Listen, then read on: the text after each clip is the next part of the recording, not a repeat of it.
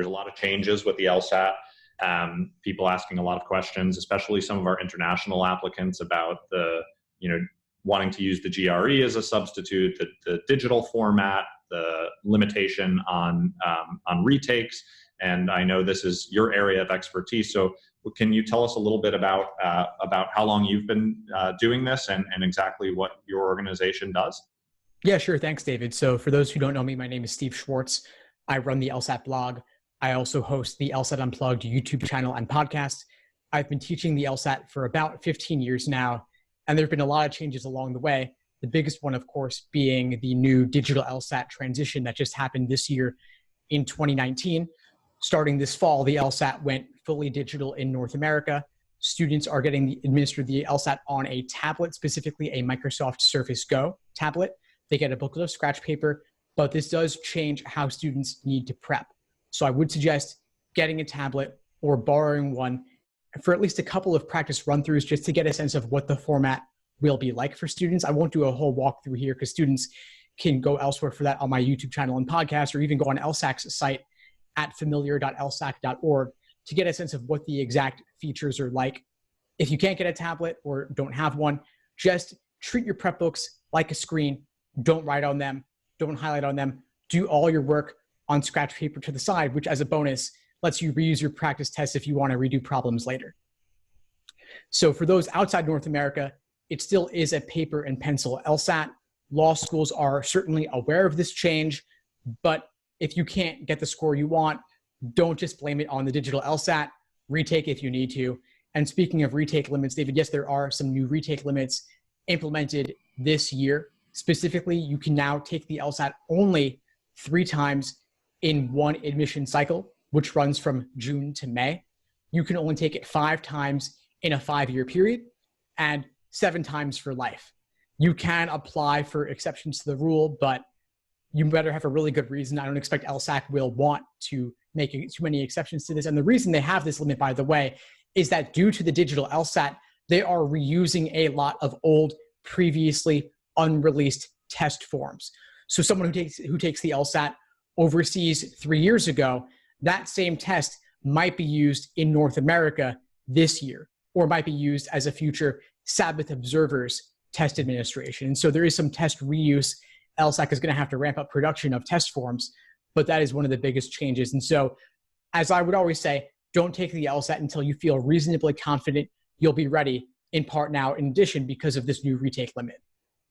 I imagine that I saw that there was a limitation on if you've received a 180, you can't retake it. So I don't imagine many of our students are having those issues, but that would be a great problem to have. I imagine that's more aimed at people in your position. So I hope you haven't taken the LSAT 12 times and gotten all those 180s and been the reason for this, for all those poor students who wanted to go out and take it and get a second 180. Yeah. Going forward, you can't get too many 180s on record. That is in part because of folks like me who would mess up the quote unquote curve.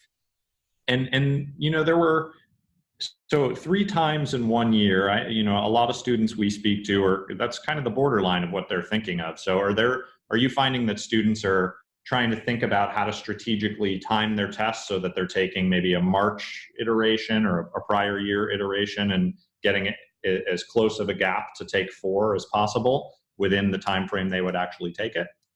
Yeah, that would be the ideal, as you said. I think taking it early in the spring so you can retake in the summer and fall if you need to. So I would say, yes, if someone is planning to, let's say they want to apply in fall 2020, they could take the LSAT in January and March, then take it again in July and September. And that would be 4 takes surpassing the 3. I would never really recommend taking the LSAT more than 3 to 4 times max anyway, but that would be a way to skirt the 3 times limit because it's across 2 admission cycles. So one of the questions that I guess there's 2 ways to frame this question, but it's a question that I get a lot is, how do I start studying for the LSAT? And a lot of times the nuance to that is someone's maybe taken a course somewhere or picked up a book here and there and without much of a plan. And they're interested in kind of pressing a reset button for themselves. How do you advise a student to start? I know you have great plans and schedules and resources on your blog, If you could tell us a little bit about your philosophy there, that would be really helpful. Yeah, sure. So I recommend whether you're retaking or not, if you don't have a strong foundation, the process should look the same. Basically, it's theory, then practice. So you learn the basics, you learn the different question types, how to approach each, then you apply those strategies to specific LSAT problems. And I recommend a 5-step approach that I call the LASER approach to LSAT prep. LASER is an acronym standing for learning, accuracy, sections, exams, and review. Learning is basically just the theory, learning the basics of what the exam involves itself. Second is accuracy, doing individual questions by type to learn how to approach each. S is for sections, 35-minute timed sections to help you work on your pacing. Fourth is E for endurance and exams, doing full-length 5-section exams, which is what you'll be doing on test day. And then R is for review, which is really often neglected. Students just want to do exam after exam and measure themselves, when in reality, the review process is where you really make the gains in understanding. Do you recommend for the pacing and sections and also for the endurance that students do things like decrease their time artificially to try to fit it in, or add a section endurance-wise, maybe 6 sections instead of 5? I like the idea of 6 sections occasionally. So let's say you could do maybe a quarter of your practice tests with 6 sections rather than 5. So do 3 sections back to back, then take a short break, then do 3 more back to back. But as for constraining the time below 35 minutes, I'm hesitant to recommend that because on test day, you will be doing 35 minutes and that could mess up your pacing a little bit. You don't want to speed through them too quickly. The exam is already so time constrained as it is. Okay, that's good advice. How about for a retake? How would you prepare for a retake? Is there a different mindset, or is it still kind of applying that LASER idea? It would largely be applying the LASER idea specifically on any identified weak areas. So if you have trouble with grouping games or weekend questions or flaw questions, you could focus more on those in terms of doing those individual sections or doing questions of that type in a row, just to really solidify your understanding there. But it largely does look the same, especially in terms of the review process. You'll just basically be spending more time on the review process than someone who still has more of the basics to learn. One thing I would add, though, is that if someone anticipates that they may need a retake, it's worth saving a handful of recent exams to use for a future potential retake. So maybe you want to do all the most recent even-numbered exams for your upcoming take, and then save all the odd-numbered ones out of the most recent 10 exams or so to do as full-length 5-section exams closer to your retake test date. An interesting question that I obviously get a lot as well is the last week or the last 2 weeks before an LSAT, I see students really grinding away on full-length practice tests, and I don't know if that is the best idea for them or not. But I, certainly defer to your expertise. What do you advise in that last week if you've gone through the proper, preparation? Well, the biggest risk I would see from someone who's doing lots of exams in the final week is burnout. Don't do full-length timed exams on consecutive days.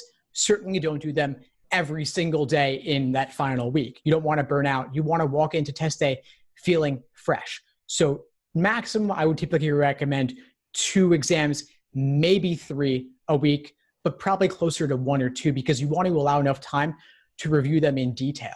And you also want to ask yourself, why are you doing these exams? Is it to get one more victory under your belt before you walk in? Is it to practice a certain pacing strategy? Whatever it is, have that reason in mind. Don't do it just because you think it's what you should do. Yeah, I think that's definitely the case for a lot of students. Just a test day, I've left myself some time, and all I know is to study the LSAT like I have been for the past period of time.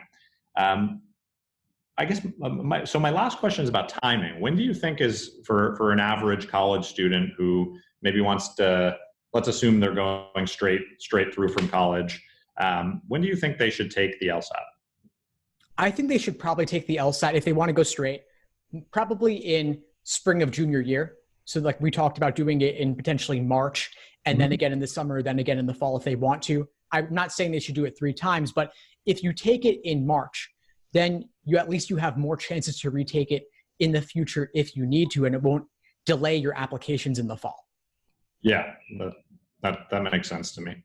Okay. Well, where can we find some more of the helpful advice you've given? I know that you have some schedules out there. I remember from back when I was studying for the LSAT, you were around, and I definitely used a lot of your great materials. So, can you tell us where to find where our viewers can find some of your information? Yeah, sure. So they can find me again, Steve Schwartz, on the LSAT blog. If you just Google me, I'll come up. You can also search the LSAT Unplugged podcast on iTunes, Spotify, Google Play, and pretty much everywhere else, as well as the LSAT Unplugged YouTube channel. It's where I'm putting out a lot of my information these days. Awesome. Well, thanks so much, Steve. It was really great to talk to you and learn from your expertise. Thanks, David. I appreciate it. Okay. Thanks for tuning into the show. Please subscribe if you haven't done so already to be notified of new episodes as I release them. And feel free to reach out if you need anything at all as you move forward with your prep.